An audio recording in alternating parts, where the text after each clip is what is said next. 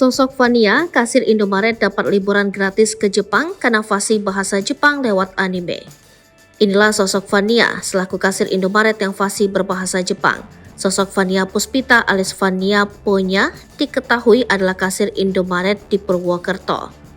Fania dikenal karena fasih berbahasa Jepang meski belum pernah mengikuti kursus. Ternyata Fania fasih berbahasa Jepang karena belajar dari menonton anime selama 2 tahun terakhir. Nama Fania viral usai dirinya masuk dalam video konten kreator asal Jepang bernama Kenji atau pemilik akun Instagram Ken Campur. Saat itu Fania tampak fasih saat berkomunikasi dengan Kenji. Hingga akhirnya sosok Fania menjadi viral disorot di media sosial. Bahkan akun Instagram Fania @fania_punya_ kini diikuti oleh 29,9 ribu pengikut.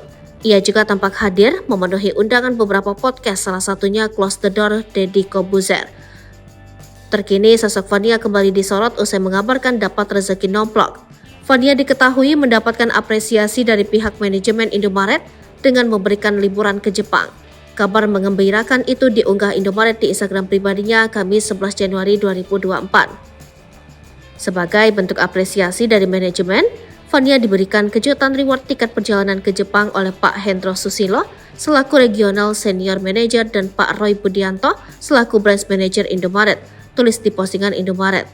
Tampak manajer Hendro dan Roy datang menemui Fania yang kala itu berdiri di belakang mesin kasir. Tiba-tiba saja Fania histeris membuka isi amplop yang diberikan Hendro. Mengetahui hal itu, Fania tampak meloncat kegirangan. Ia bahkan berteriak senang dengan hadiah yang ia peroleh. Indomaret terima kasih, sampai ketemu di Jepang, kata Fania.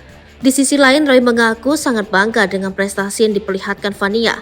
Apalagi Fania merupakan salah satu karyawan Indomaret. Semoga reward ini bisa memberikan motivasi untuk Fania dan karyawan lainnya supaya bisa meningkatkan prestasi, kata Roy.